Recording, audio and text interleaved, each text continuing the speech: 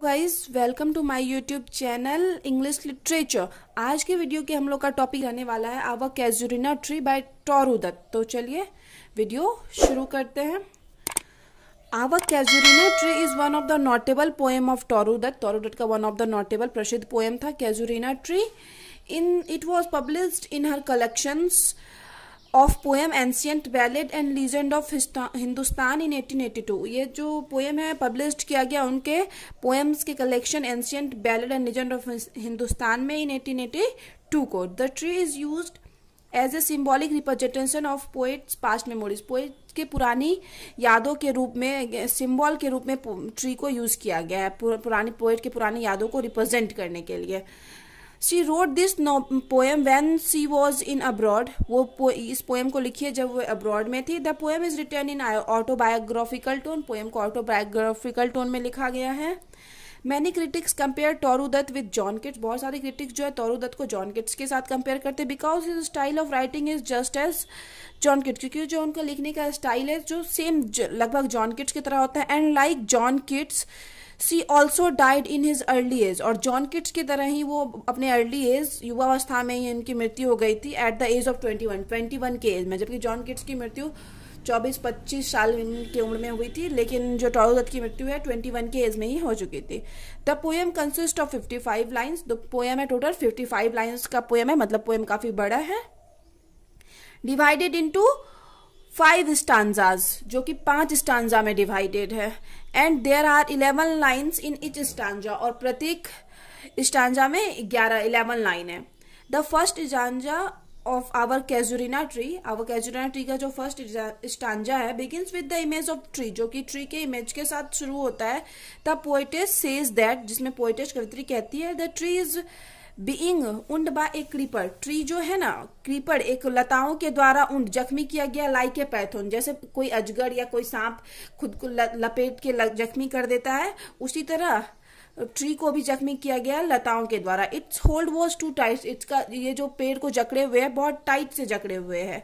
So it's had left the scar on the trunk, इस वजह से इस ट्रंक पे, पेड़ की शाखाओं पर स्कार मतलब छाले पड़ गए हैं, निशान पड़ गया है। The poet further states, poet फिर आगे कहते हैं that no other tree would have sustain this hold, कि कोई और जो ट्री होता ना तो वो इस होल्ड को बर्दाश्त नहीं कर पाता, इतने मतलब जोर से जो जकड़े हुए हैं उसको बर्दाश्त नहीं कर पाता। For it is too strong, क्योंकि यह बहुत ज्यादा मजबूत है। बट हर ट्री डिड, लेकिन उनका जो पेड़ है वो इस होल्ड को बर्दाश्त किए हुए। Like a giant the tree was proudly worn those scars like a scarf. एक राक्षस की तरह, बड़े से राक्षस की तरह ट्री प्राउडली उस स्कार मतलब उस निशान को पहने हुए है लाइक ए स्कार्फ की तरह। मतलब ट्री को कोई फर्क ही नहीं पड़ रहा है कि उसके क्रीपर्स लताओं की वजह से उसके ऊपर पूरा निशान यानी जख्म हो रखा है। रिप्रेजेंटिंग इट्स स्ट्रेंथ, इसके स्ट्रेंथ को रिप्रेजेंट करते हुए पोएट ये चीज बोलती है। To further describe its beauty, आगे इसके ब्यूटी को डिस्क्राइब करते हुए पोएटेस कवित्री बोलती है it is filled with crimson flowers in every bough like a crown that invited birds and bees. कि ये जो है ना पूरा क्रिम्सन फ्लावर से पेड़ भरा पड़ा है, उसकी सभी शाखाएं पे क्रिम्सन फ्लावर है। क्रिम्सन एक गहरे लाल रंग का फूल होता है, लाइक ए क्राउन, जो कि बिल्कुल क्राउन ताज की तरह दिखता है वो। दैट इन्वाइटेड बर्ड्स एंड बीज, जो कि इन्वाइट करता है, खुद आकर्षित करता है पक्षियों और मधुमक्खियों को अपनी ओर। ऑफ एट नाइट, और रात के समय, when the poetess could not sleep, जब पोएट को नींद नहीं आती या नहीं सो पाती है, she used to listen to the music filled her garden, अपने गार्डन का म्यूजिक सुनने की कोशिश करती है, मतलब जो हवाओं के थ्रू जो पेड़ से जो आवाज आती है उस म्यूजिक को सुनती है जब पोएट रात में सो नहीं पाती है। The second stanza of the poem start with morning view. Second stanza जो होता है पोएम का वो मॉर्निंग व्यू के साथ शुरू होता है। When every morning she opens her window, मतलब जब हर सुबह पोएट अपना विंडो खोलती है, खिड़की खोलती है, her eyes rest on the delighted tree, तो उनका जो आईज होता है ना, मतलब उनकी आंखें रुक सी जाती है उस पेड़ पे। Sometimes during other season, कभी कुछ समय या फिर दूसरे सीजन में, and mostly in the winter season, और ज्यादातर विंटर सीजन में मतलब ठंडी में, she was see a baboon sitting on the top branch like a statue waiting to receive the first array of sunlight। मतलब वो विंटर सीजन में देखती है कि एक बबून जो होता है, बंदर की तरह का एक जानवर होता है, बंदर या चिंपांजी के टाइप का, वो बैठा होता है इसके टॉप ब्रांच पे, सबसे ऊपर वाले शाखाओं पे, लाइक ए स्टैच्यू की तरह, जैसे waiting to receive the first, जो की सनलाइट के पहले, सूर्य की पहली किरण का वेट करते रहता है। वियर्स इज पुनी ऑफ स्प्रिंग्स, पुनी ऑफ मतलब कोमल पक्षियों या फिर कोमल छोटे बच्चों के लिए यूज किया जाता है पुनी ऑफ स्प्रिंग्स, जो मतलब वो छोटे पक्षी जो होते हैं, where's play around in the lower branch of the tree के लोअर ब्रांच के चारों ओर खेल रहे होते हैं। along with the scenic beauty, मतलब इस the poet also experienced the कोकिला's welcoming notes, poet है ना, कोकिलाज के, कोयल की, मतलब इस प्राकृतिक सुंदरता के साथ पोएट एक्सपीरियंस करती है कोयल का वेलकमिंग नोट को भी। she has also observed the cows, वो काउज मतलब गायों को भी ऑब्जर्व करती है। guided towards the posture, जो उस पेड़ के चारों ओर घूम रहे होते हैं, पास्चर्स यानी चारागाह के लिए। And the water lilies spring under the shadow of the होट ट्री, और उस बड़े ट्री के शैडो के, जहां नीचे जो शैडो बनता है उसके चारों तरफ वाटर लिली फैला हुआ है।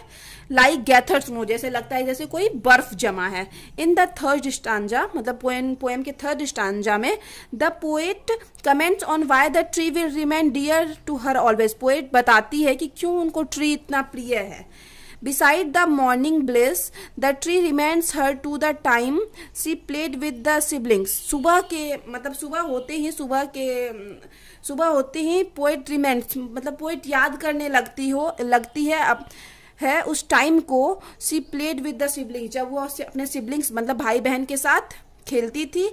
The tree blended with the memory of them, और ये जो कैजुरिना ट्री है उनकी पूरी मेमोरी से भरा पड़ा है, मतलब पूरा मेमोरी जो उनका बचपन का है इस कैजुरिना ट्री में वो इमेजिन करती है। Gives her the image of the intense love they shared, उनको इमेज देता है उस इंटेंस, उस गहरे प्यार का जो वो शेयर की थी अपने भाई बहन या दोस्तों के साथ। Leaving the tears in the poetess eye, और इस वजह से पोएट के आई में वो आंसू छोड़ जाता है, जब उनको याद आता है कि कैसे वो बचपन में खेलती थी अपने भाई बहनों के साथ, तो उनको उनकी आंखों में आंसू आ जाता है। The poetess mourns for those departed soul, poet है ना शोक मनाती है उन डिपार्टेड सोल, स्वर्गिक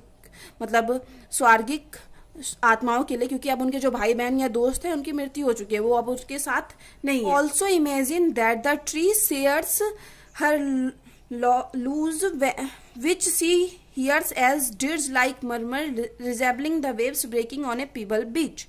पोएट ऐसा इमेजिन करती है जैसे ट्री भी उनके दुख को, उनके शोक को शेयर करता है उनके साथ, और एक अजीब सा शोक भरा सा आवाज निकलता है ट्री से, वो भी बहुत काफी तेज आवाज, एक शोक का आवाज निकलता है। रिजेंबलिंग, ऐसा प्रतीत होता है जैसे waves breaking on a pebble बीच, जैसे पीबल मतलब कंकर पत्थर जो समुद्र बीच के पास पाए जाते हैं, उनसे जब वेव्स टकराती है तो कैसा उस टाइम जो जैसा जोर से आवाज आता है, बहुत तेज आवाज आता है, सेम वैसा ही आवाज पोएट को लगता है जैसे ट्री से वैसा शोक भरा आवाज आ रहा है। In the fourth stanza the poet present N in depth connection with the tree, fourth stanza में पोएट अपना पूरा गहरा कनेक्शन इस ट्री के साथ शो प्रेजेंट करती है through the image of the waves के इमेज, लहरों की इमेज के through. She takes us to the foreign land which is unknown, वो बोलती है कि ये जो है ना हम लोग को फॉरेन लैंड ले जाता है, मतलब विदेशी जगह ले जाता है, विच इज अननोन, जो कि अननोन है। वेयर द वेव्स जेंटली किस द क्लासिक शोर, और जहाँ पे वेव्स है ना किनारों को टच कर।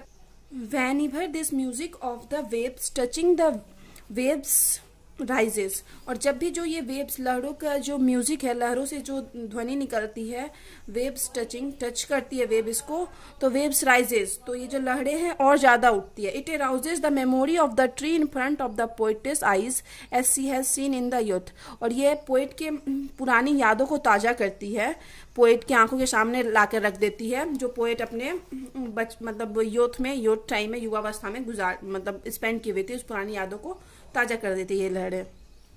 In the final and the last stanza, the speaker wants to erect something in the honor of the Casuarian tree. Poet निर्माण करना चाहती, कैजुरियन ट्री के ऑनर में पोएट कुछ निर्माण करना चाहती है।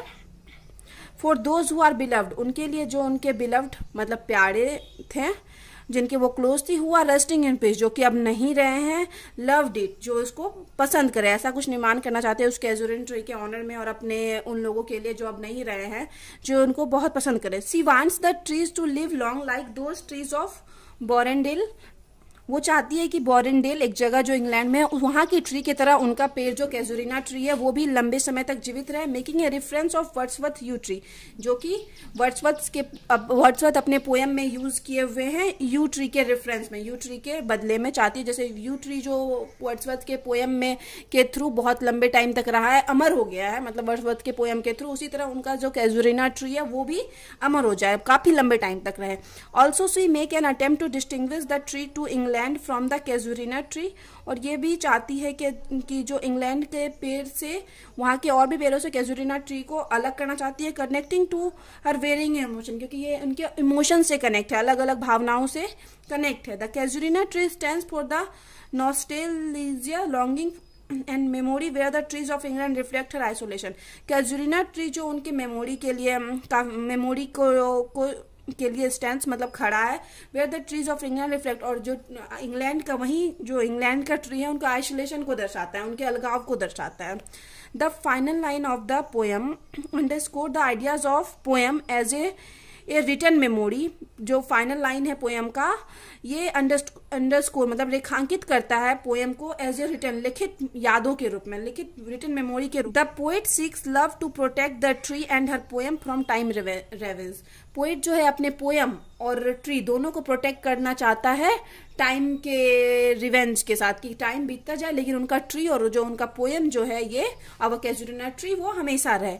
तो यहाँ पे वीडियो खत्म होता है। अगर आपको वीडियो अच्छा लगे तो प्लीज़ वीडियो को लाइक कीजिएगा, चैनल को सब्सक्राइब कीजिएगा, और हाँ, कमेंट करके जरूर बताइएगा वीडियो आपको कैसा लगा, और ये भी कमेंट कर दीजिएगा कि नेक्स्ट आपको किस टॉपिक पे वीडियो चाहिए। तो मिलते हैं नेक्स्ट वीडियो में नेक्स्ट टॉपिक के साथ।